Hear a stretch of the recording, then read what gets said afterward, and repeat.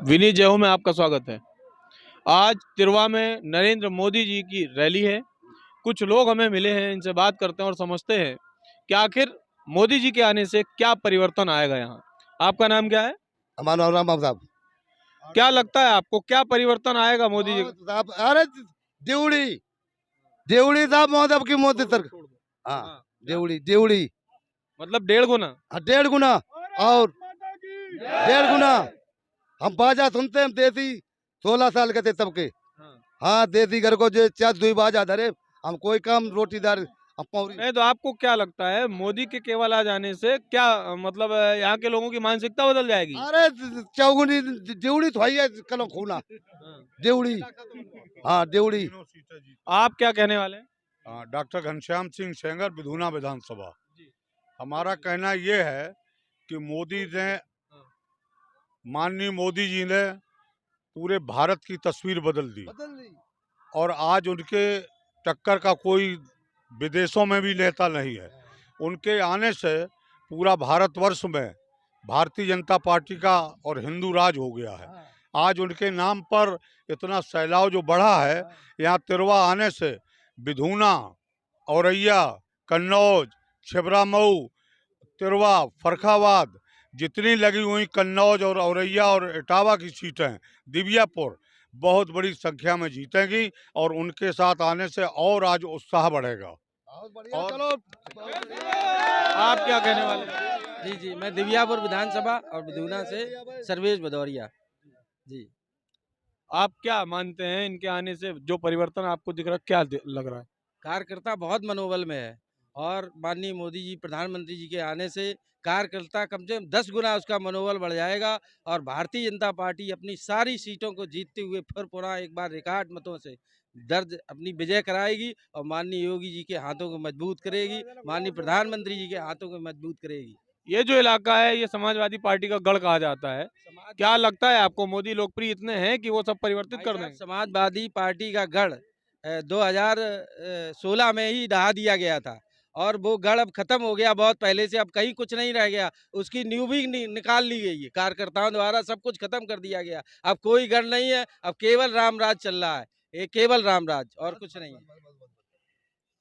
क्या लगता है मोदी के कौन से गुण हैं जिनके कारण लोग इतना आतुर रहते हैं उनके लिए?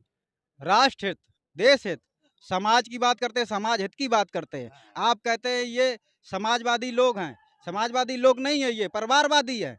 ये इनके घर में सांसदी होनी चाहिए, विधायकी होनी चाहिए, सारे मुख्यमंत्री यही होने चाहिए, मंत्री यही होने चाहिए। ये परिवारवादी है, समाजवादी कहाँ है?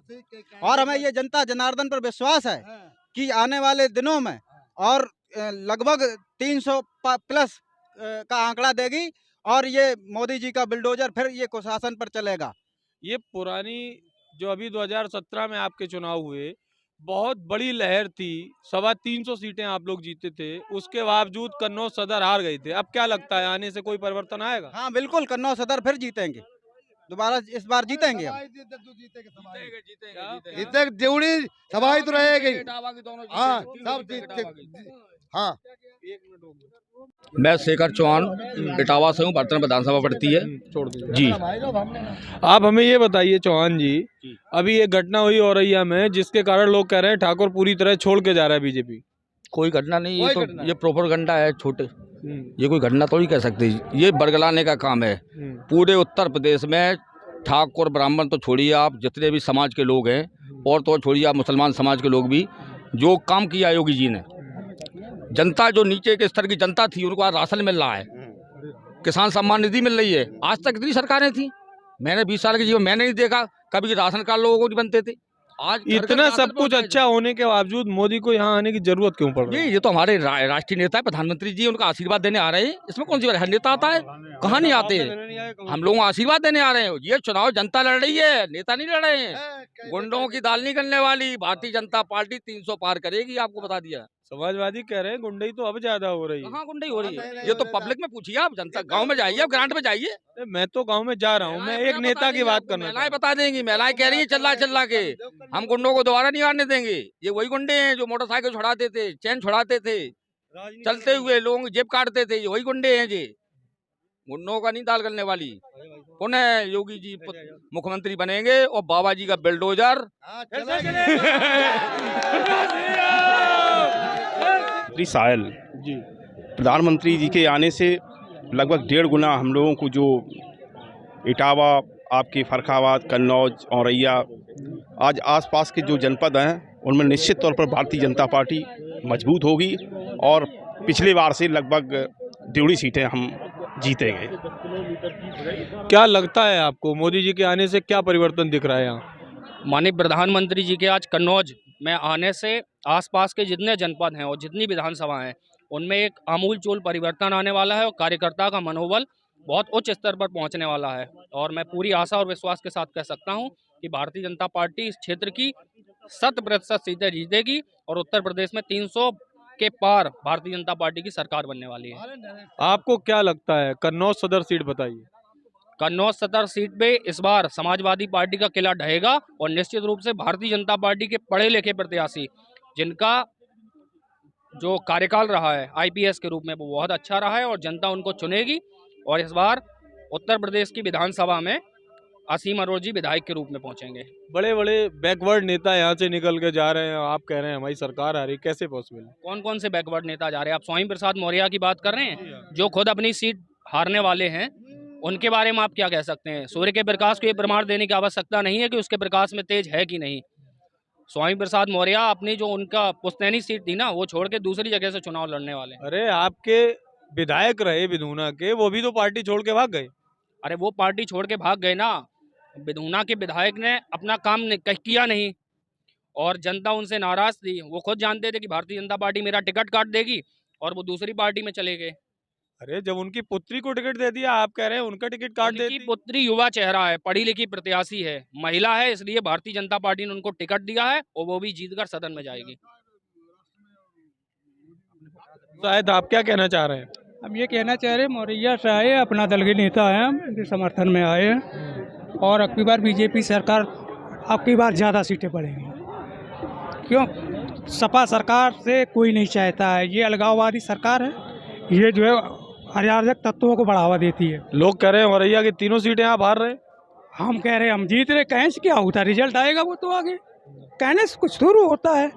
कैसे हार रहे हम? हमने किसी के साथ सबका विकास के हिसाब से काम कर रहे हैं, हमें हमारा कहीं विरोधी ही नहीं है। अब जो लोग विरोध कर रहे हैं वे देशभक्त है ही नहीं है, वे समाज विरोधी हैं। जो भाजपा का विरोध करते हैं वे समाज विरोधी हैं, क्योंकि वे लोग बेरोजगार हुए हैं जो छीना झपटी लूट पटूट करते थे। आम आदमी तो परेशान है नहीं, जो आदमी काम कर रहा है जैसा कर रहा है। अरे बेरोजगार वे हैं जो हफ्ता वसूली करते, गुंडागर्दी करते थे। सपा सरकार में क्या किया समाज की सुरक्षा की? उन्होंने आजम खां की भैंसा रखाई है और समाज की तो भैंसा, ये समाजवादी पार्टी नहीं है, ये परिवारवादी पार्टी है, ये समाज विरोधी पार्टी है।